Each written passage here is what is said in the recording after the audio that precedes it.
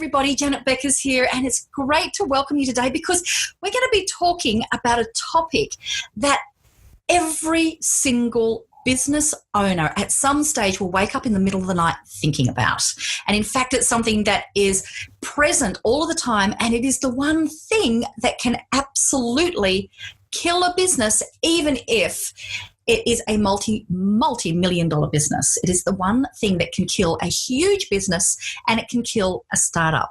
So we're going to be talking about cash flow, and it's also the one thing that a lot of people, as soon as you say that word, they'll go and hide and they don't want to talk about it. So I've got a really wonderful guest with me today who has a beautiful, systematic way of being able to help you to take control over this, and in a lovely, calm, methodical way, so that you will have some action points that you can do straight away in your business this week. So wonderful to welcome you here, Patty. Thank you. I'm delighted to join you. Yeah. So Patty and I were introduced to each other through a beautiful friend of mine, Kathy Guggenauer, who also has been a guest here on Romance Your Tribe Radio in one of our episodes, talking about virtual assistants and also about how she was able to sell tickets to a pajama party for up to $1,000 each. But so Kathy, when I was talking to Kathy, she said, you have got to meet Patty. I just absolutely love this woman. And I know that your subscribers, your listeners are absolutely going to love her too. So it's great to welcome you. So Patty, I'm going to just hand over to you to talk about yourself. So can you share with us who it is that you serve and how is it that you do that? Yes, and thank you for the opportunity. So I work with women business owners in service companies. Okay. So I work with a lot of law firms, CPA firms that are woman-owned and operated, lots of consulting firms. They all offer a service. I have several in the elder care industry, which is booming.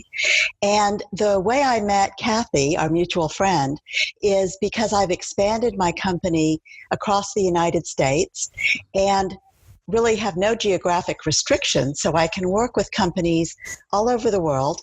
And that was part of my goal. I'm very passionate about especially helping women entrepreneurs and wanting to expand my reach. So I was introduced to Kathy as I expanded my company nationwide. I'm based in Houston, Texas, which if you ever get an opportunity to come visit Houston, it's a great city. It's the biggest small town in America, and offers a lot of opportunity and a very warm, welcoming business community. Oh, that's a lovely, lovely way to put it. And as an aside for people who are listening or watching or reading, is even though today we're going to be talking about cash flow, I just wanted to point out something to you because one of the big ways that I help my clients to build their business is really focusing on relationships, really focusing on the relationships that are with your clients, with your potential clients, but also with people who are in your industry or people who you can see that can help you to be able to expand your reach, and how to do that in a way that people really, really happily introduce you. And so Patty is a fantastic example of somebody who has done that really, really well, because, Patty was introduced to me by somebody who I know, and now I'm introducing her to you in a way that I'm really, really happy to do. And that's all started because Patty very strategically decided that she was going to expand her business, and she was going to focus geographic area by geographic area and actually systematically looked at relationships. So I want to congratulate Patty because she's done something in a really classy way, in a very professional way, that has opened up doors but also built relationships. And so I'd like you to watch what Patty's doing as well, because here is an example of somebody who does the stuff that I'm really passionate about helping people do. She's done it really, really well. So I just wanted to acknowledge that, Patty. So today, when I was talking to Patty about all the different things that she does to help people, we were talking about what were the big things that really impacted the people who I worked with, and especially because you work with service-based businesses and primarily, I primarily work with women, is that cash flow. A lot of times people will just ignore it. because it's just, you know what, it scares me. Or, you know, and it's not uncommon to have that up and down. So we thought what we would talk about today is why do you get into the problems with the cash flow? And why, you know, how do you know that you've got a problem coming up that can actually wipe your whole business out, or at the very least stop you sleeping at night? So we're going to look at those things, and then importantly, we're going to spend the bulk of our time today talking about the stuff that you can take control of. So we're going to look at the 3 core areas that you need to focus on in order to be able to sleep at night. And I've asked Patty to leave us with some really good action points that you can do this week. So our intention at the end of today is that you are just going to crack out that whip, baby. You are going to take control of these finances. Your cash flow is going to be something that you are calm and happy and proud of, rather than it being that awful stressor that sits there at the back of your mind all the time. So let's get stuck into it, Patty. Wonderful. And thank you for the shout out about how I've expanded my business. I will tell you, it's been the best business decision I've made. Right. And having several different strategies that I'm putting into place. It is fun and interesting, and I'm meeting the most wonderful people, including you. Right. Yeah, that's fantastic. So to all of my clients that I'm teaching these techniques to you, see, it works. It definitely works. Yeah. So let's get started in with why the cash flow. So over to you, Patty, about talking about. Let's first of all just work out, why is this a problem, and how do people recognize if they actually do have a problem or not? Okay, I'm going to start with making a distinction between cash flow and being profitable. Yeah. Those are 2 different things. And one of the problems is when you are working with an accountant, which is very necessary because you want to be in compliance, but the problem is that they have their own language. And a lot of times business owners don't necessarily understand what their accountants are telling them. Or if they do, they might not know what questions to ask. So sometimes I serve as a kind of interpreter for my clients. So let me make that distinction. Yep. Being profitable means that you have money at the end of every week or the end of every month that you can reinvest in your company, or you could pay yourself, or you could hire another person, or you could buy a new computer. That's profitable, right? But cash flow is different. You mentioned, Janet, the ups and downs. Well, that's why we use the word flow, because cash flows in and out of your business. Yeah. And when I meet with a new client and I ask them what their priorities are, when I work with a client, it's a very holistic view, meaning I'm helping them with financial strategies and implementation around pricing, around cash flow, talking to their accountant. I'm also helping them with all the different aspects of operations, from building their hiring and staffing model, use of technology, all the different pieces of that, and then strategic planning and business development and sales. Right. And I've developed a series of tools designed for women that I teach them how to go through the business development process and actually close the sale. So when I ask a new client what their top priorities are, no one ever says cash flow. Right. Because we don't think that way. Right. And if you don't have a good handle on your cash flow, there are a host of problems that come into play. Yeah. Including emotional stress. But cash flow, what makes it so distinct is that it's about timing. So even if you have money in the bank, but you don't have money before the week before you need to make payroll, that's a cash flow problem. It's not necessarily a money or a profitability problem. It's a timing problem. Right. That is a great distinction. And you know what? I can't believe when you've said, Patty, that when you ask people what their top problems are, that they don't mention cash flow. It's it's my number one obsession when I talk, money in my business is the cash flow and the timing. How fascinating is that? Yes. And I will tell you that that was surprising to me. I started this company in 2006, and I really expected that people would be asking for help with their cash flow. And it is an expertise that I have. So I was really excited about that. Yeah. And then nobody considers that a top priority. Wow. But in my view, that's the difference between a hobby and a business. Absolutely. A hobby, you don't worry about cash flow. Right. And a business, you do. There you And go. so, Isn't that interesting?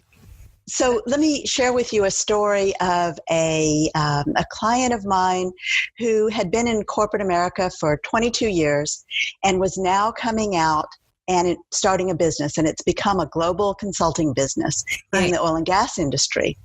And one of our meetings, she was, starting a business can be very overwhelming. And I think that was part of what she was feeling. And so she asked me, at the beginning of our meeting, when can I stop worrying about money? I said, it is your job to worry about money. It is our jobs as business owners to worry about money and to be knowledgeable and to know what to look for, what are the warning signs, what are some of the things that get in our way, and then how do you deal with those things? And what I have found is the more I teach my clients how to handle their cash differently, the more relaxed they are, the more confident, and the more they can focus on other areas. You know what? That is, I love that line of, as business owners, it is our job to worry about money. Or if not worry about money, to be obsessed about money and to really take that responsibility that that's what it is as the business owner. I love that. That's a quotable quote, that one. It is our job, because I know once I came to that reality that, what I thought I might have been doing was delegating, but actually what I was doing was abdicating the worry and the responsibility of the money. That once I realized that, actually, this is my job, I'm overseeing this, all of a sudden it's empowering. It's actually empowering to actually accept that responsibility and make it your obsession. So thank you for saying that line. Yeah, I hope that's resonated with a few people here who are watching. Good. And I do mean that in the most positive sense. That is our job, is to worry about money. Once you become very knowledgeable and get a good handle on what I call the cash cycle, it really does become easier. So let's talk for a minute about things that get in the way. So you mentioned fear. Yeah. That's a big one. That if you grew up and in school you were told that numbers aren't your thing and you're not very good in math, or maybe you don't understand all the language, the jargon around accounting. Yeah. That can be very intimidating. Yeah, yeah. And really what we're talking about are the dollars coming in and the dollars going out and the timing of that. And that is your cash cycle. So some of the things that get in the way is the owner's fear of learning, dealing with that, and trying to get a handle on it. But there are other issues that get in the way too. Sometimes we get so busy and we tend to gravitate to where we're comfortable. So if you're really comfortable with marketing and sales, you'd much rather spend your time there. Absolutely. Than figuring out your cash cycle. And so sometimes it's very helpful to have an advisor or an accountant or someone who can help you figure out the ins and outs of the money, the timing of that, and how you can change it. And I'm going to share with you today some tips on things you could change today. Excellent. Excellent. And you know what? I could resonate with both of those, and especially the one that you've got to do with when you get busy, that this can be the thing that you tend to ignore and you can't do it.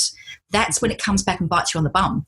And so it'll be really interesting to hear your tips, because I recognized that a while ago that was something that had a real risk of happening.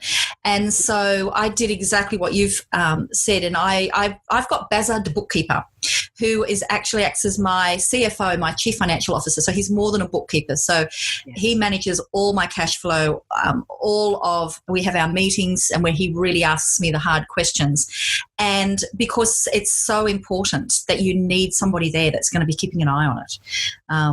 Right. So and I thank the world for Bazza every day. So, well, let's do that. Let's go into what people can be doing. There's really good tips that people can be focusing on so that you too are in control, baby. So, over to you, Patty.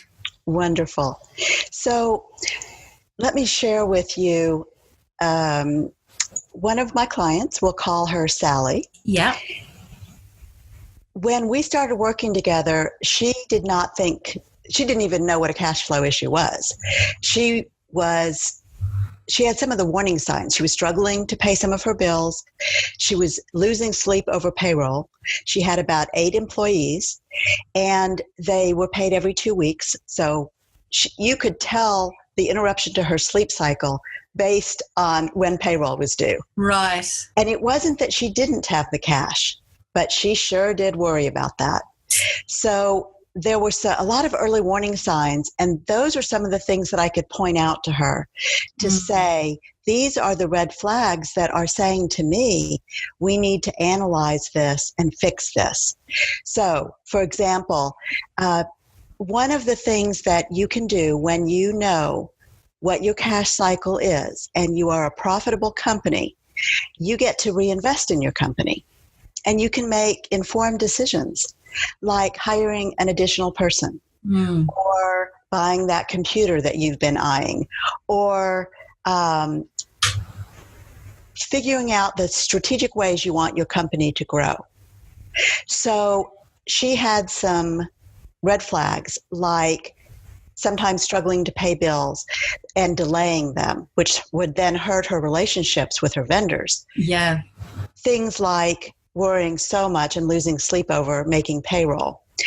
She was embarrassed to admit that she didn't understand that cycle and why the money wasn't there when she needed it. She couldn't borrow funds. The banks wouldn't lend to her because her credit rating wasn't that great and because she struggled with having money in the bank. So there were a lot of warning signs that I could identify. At that point, we started talking about, so what happens if you ignore this?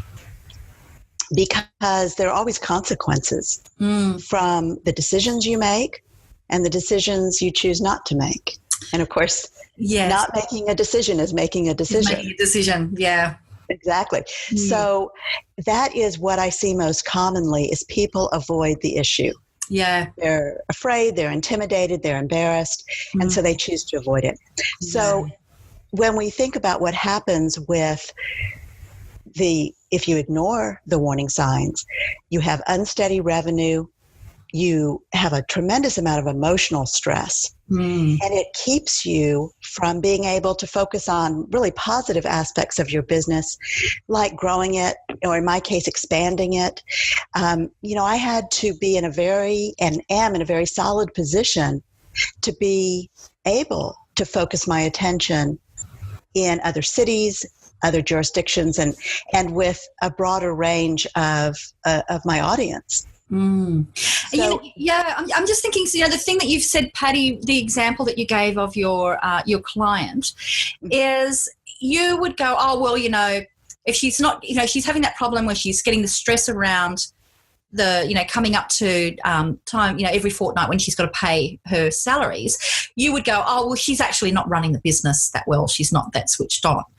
But the reality is this is a woman who has a business that is profitable enough that she pays 8 employees. Yes. So that is a good business. It's a well-run business if she is still paying those employees. So she must be getting good revenue coming through and she's got people who are staying with her. And so it's a good, growing, positive business. So it just goes to show that even if you're looking at something like that and going, wow, this is somebody who's switched on. They've really got their act together with with their business, that there is still this huge risk and that incredible stress. So it was a really great example to give, because it's demonstrating that if you're not managing your cash flow, or you're having problems with it, it's not necessarily a reflection that you are not a good business person. It just means that this is an area that you haven't identified, that you need some procedures around that. That is an excellent point and spot on. And this is a company that's been in business for about 8 years. Right. They're very successful. They've got money coming in. Again, it's not a dollar problem. It's a timing problem. And it's fixable. Right. So you're absolutely right. She's a very savvy, smart businesswoman, but she's also very, very busy and finds it hard to focus on the cash flow and the financial reports and the bookkeeping, because it doesn't interest her as much as the fun part of the business, which is providing the service and bringing in new clients. Yeah. So shall we look at what we could do about it, or is there something else you wanted to cover first? No, let me share with you. There are 3 main areas that I focus on first when I'm looking at the financial piece of any company. I always start by looking at the pricing, because that's the linchpin of everything. And what I find as women, we tend to undervalue ourselves and we underprice. And it's universal. I've never met a woman business owner that I think is pricing appropriately. Really? So that is the first thing. Yes, it's the first thing I do. Is we start with we do an analysis of their pricing. What I find is that there often is no rationale. They have a sense of what they think the market can bear, which it doesn't even make sense to me, because no one knows what the market can bear, or even what the market is for that matter. And now we live in such a global community that it's different in different areas of the world. So I happen to live in the United States, in Texas. Our economy is booming in this particular state. In other states in the country, it's not as vibrant as it is here in Texas, largely because of the oil and gas industry here. But so pricing is a linchpin for everything. The other thing that we spend quite a bit of time working on is the cash flow model, the analysis of that, so that we can get a good handle, understand their cash cycle, and they can start to anticipate. So I'll give you an example. With service companies, a lot of service companies have cycles according to the time of year. So here in the United States, after November and December, because we have Thanksgiving and Christmas close together, because of that, the first quarter of every new year is often low in sales for a service company. Right, because people are spending their money on things. Or they've food already or entertainment. Yes, they've already spent their money in the fall. And so come the spring, they're less likely to invest in services. Right. Then it picks up, and then we see another dip often in the summer because families are traveling and the kids are out of school. So it's specific to the United States and to our school system and to our holidays. But it's a pattern and a trend, and we can start to anticipate that. Yeah. And you can plan your cash so that you are taking into account your tax liabilities at the same time as you're planning for a potential low spot in your cash.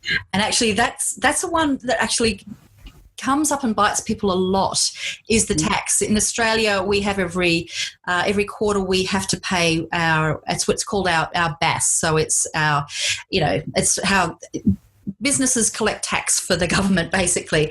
And that can be a surprise for a lot of people because they haven't really taken into account that they might have to pay out a few $1,000s if they have spent less that month than they have actually earned. And so that's another cycle thing. And just when you were talking about those cycles, I was also thinking about, because we have service-based industries, and we also have a lot of the people that I work with, because they will have an online business model, they might be using different ways of marketing that. So one of them may be using a launch model, and which will mean that you may do a lot of lead up to doing a launch, which means that it's very difficult for you to also be selling a lot, because you might be focused on, preparation, getting everything ready for marketing. So there can be a dip, and then there can be, hopefully, this beautiful chunk of money that will come through from having done the launch. And a lot of people will be on a payment plan for that. And it's very easy for people, after they've had a launch and brought in a lump sum of money, to kind of relax and go, I've got so much cash. This is just fantastic. But the reality is that it's only going to last you for a certain amount of time.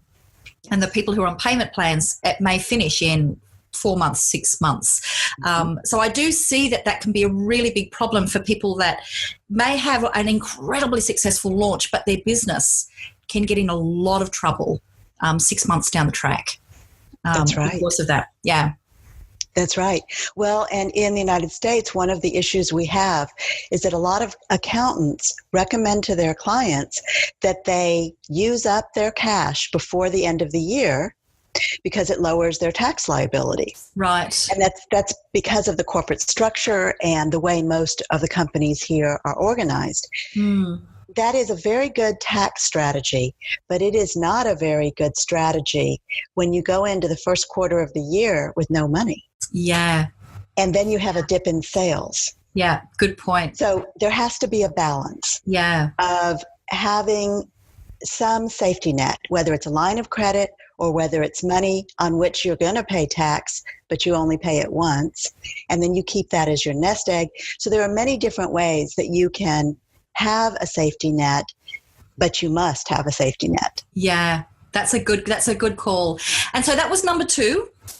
So the number 1 was pricing. Yep, number 1 was pricing. The second one is looking at the seasons and the cycle that you have within your distinct business. So what's number 3? Correct. Profitability. Right. And so, as we mentioned at the beginning, profitability is about the money that you have left at the end of every month after you've paid your bills. Right. And that's money that you can choose to keep in your business. You can choose to invest it in your business. You can choose to take it for yourself. So you have choices. And if you are not a profitable company, you have no choices. Yeah. And again, this is about balance, about what you expect from your company, what your goals are, what you want to achieve with what you're doing. And for everyone in business, part of our goal is to make money. It's certainly not the only goal. Yeah. But we want to make money. We want to be self-sufficient. We want to be able to grow our companies in the way that's meaningful for us. And in many cases, we want to hire staff to help us. And so being profitable allows you to do that. And that's about managing your money.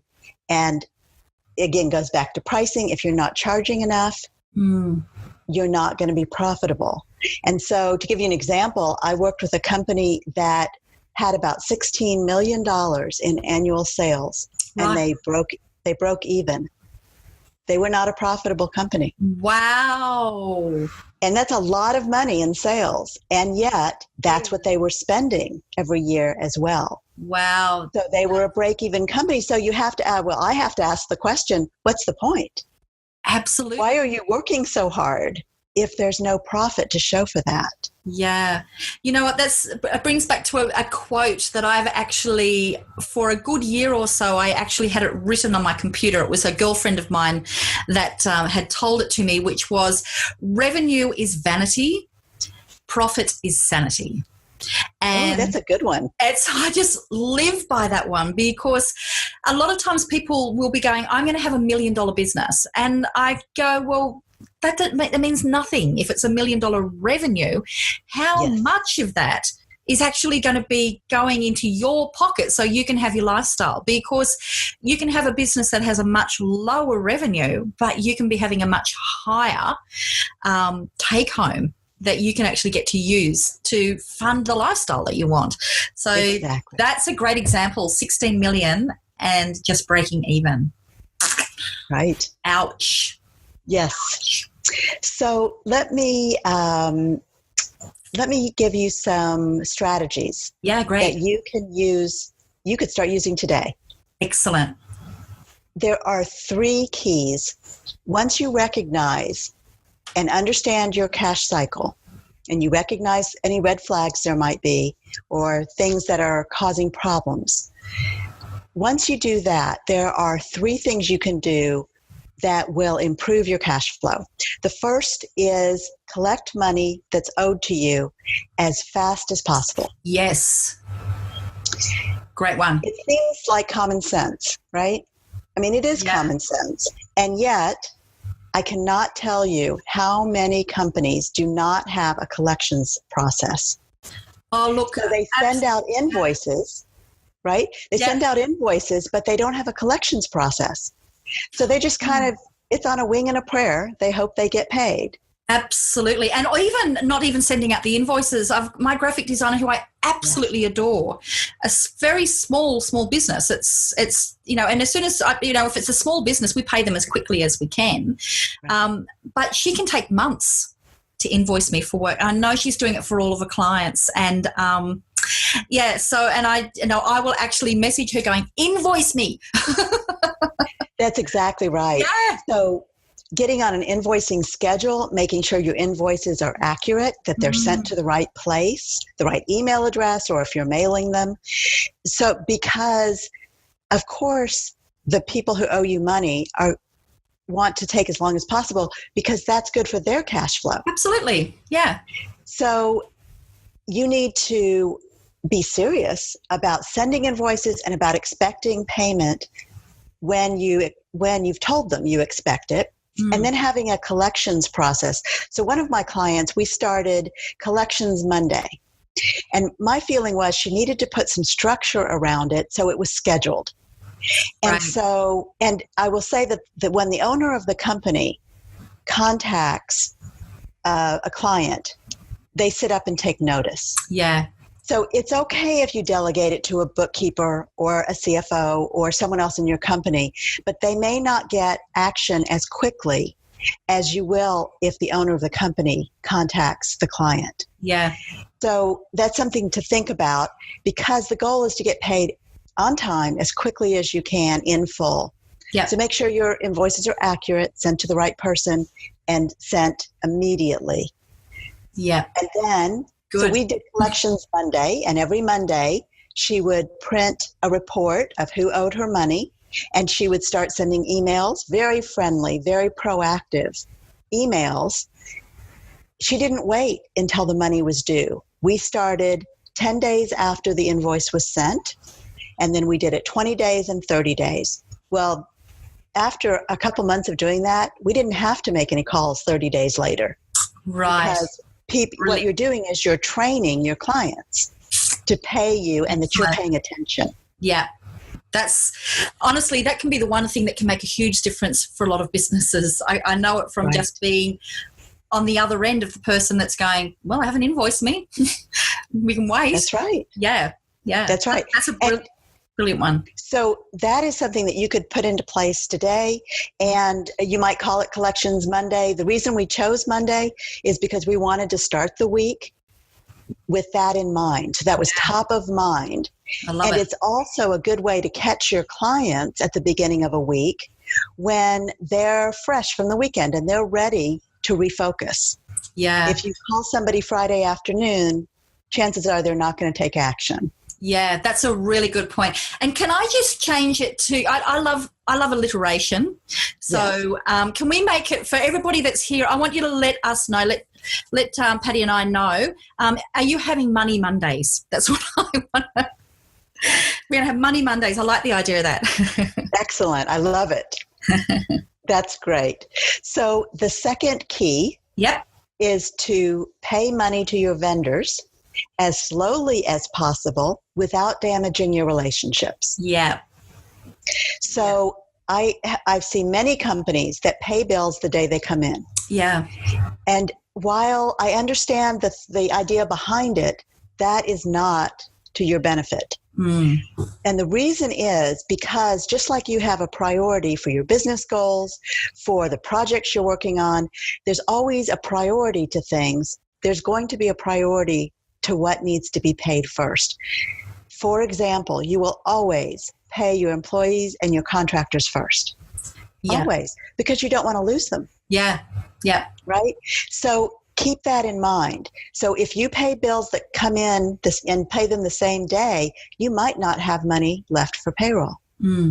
So you need to prioritize your expenses and determine when to pay your bills. Yeah. Now, I'm not implying that you pay them late, but pay them on a schedule.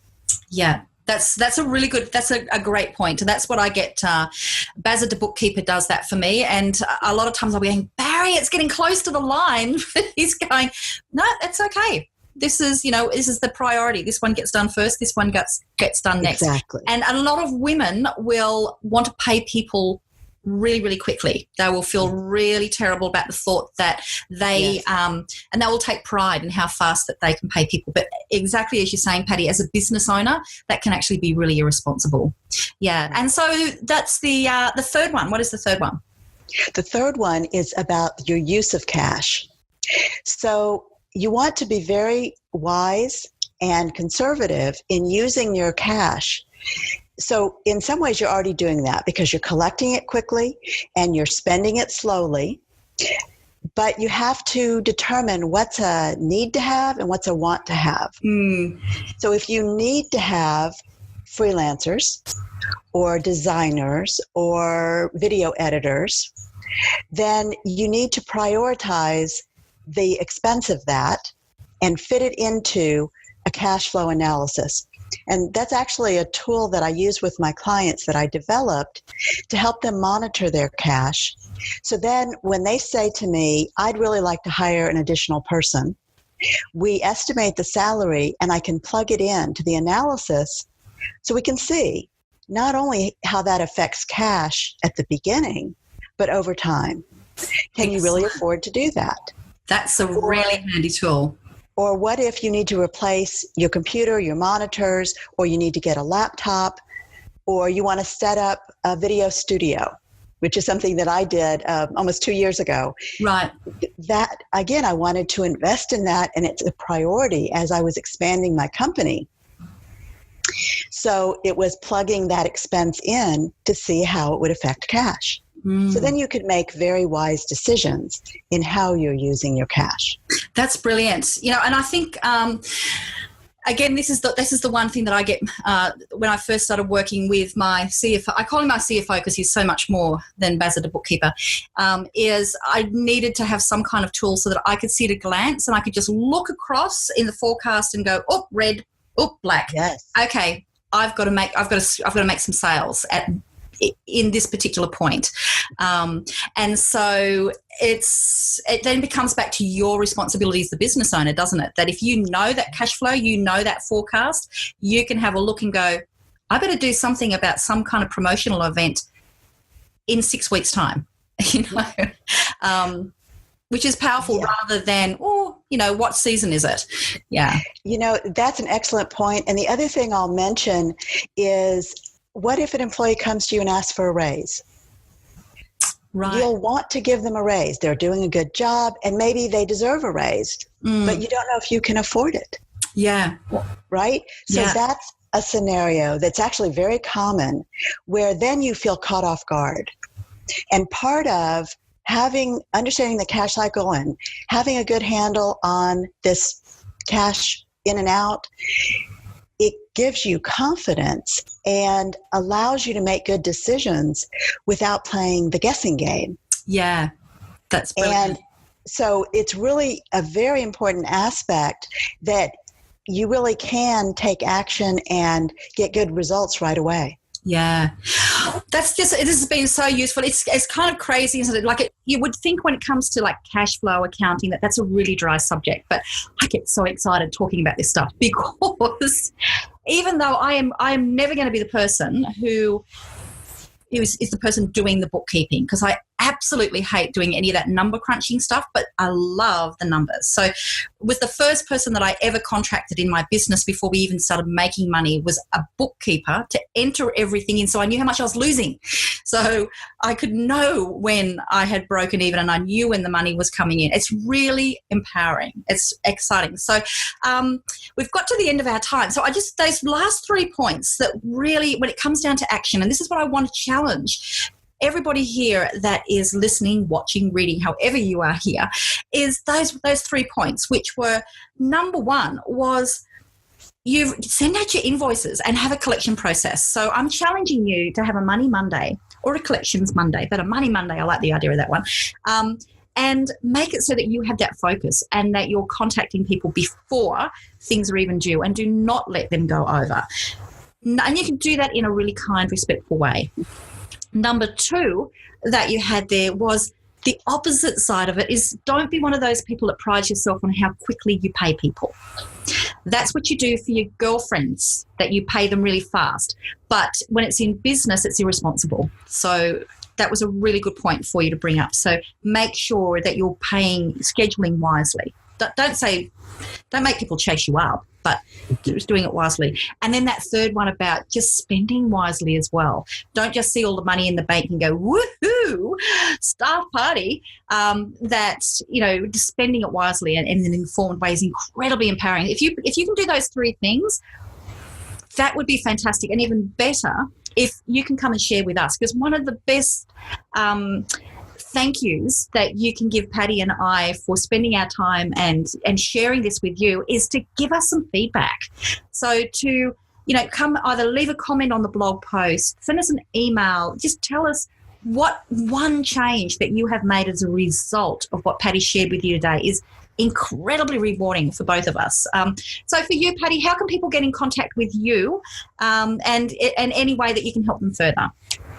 You bet. And I'm always happy to meet new people and to visit with folks, certainly with business owners. So my website is theblockgroup.net. And that's probably the best way to reach me, is theblockgroup.net. And there are many, many free resources on my website. You can also contact me through LinkedIn, and it's Patty with a Y. So Patty Block with a Y. Yep. And there is a downloadable ebook that is free that's on my website, and you're welcome to do that. And that also subscribes you to my newsletter list. So there are all kinds of free resources. I have a pretty robust blog, and I welcome you to use all of those resources. That's what they're there for. That's brilliant. And so the ebook, Patty, what's that focus for people to get? So when I'm working with a company, I look at 3 main areas, which is finance, operations, and planning. And the ebook takes each phase of that, and it helps you analyze what's working in your company and what might not be. Oh, brilliant. And some of the early warning signs, some of the ways that you can address issues that you may have realized are becoming problems. Yep. And it provides a framework so that you can understand the sources of stress in your business. Oh, that's brilliant. Oh, that sounds like a really good resource. So we'll put some links to that on the blog post page where this podcast is. So if you're over listening to this on iTunes or Google Play, wherever it is that you're listening, just come over to romanceyourtribe.com and it should have a link there anyway to this post, and I'll have links there for you to to be able to go and get that from Patty. And I'll also put a few summary points and some sort of action challenges for you on that post as well, so that you can go and take some action. So thank you so much for your time today, Patty. I really, you can tell that Patty is good at what she does, because it hasn't just been a beautiful, very systematic interview where you've given really good value in a very systematic way. I can tell that's the way that you also work with your clients. It's beautiful. So thank you so much for your time today, and thank you everybody for listening. And please, the best thing that you can do for us is take action this week. So that's my challenge to you, baby. Okay. Bye, everybody. Thank you.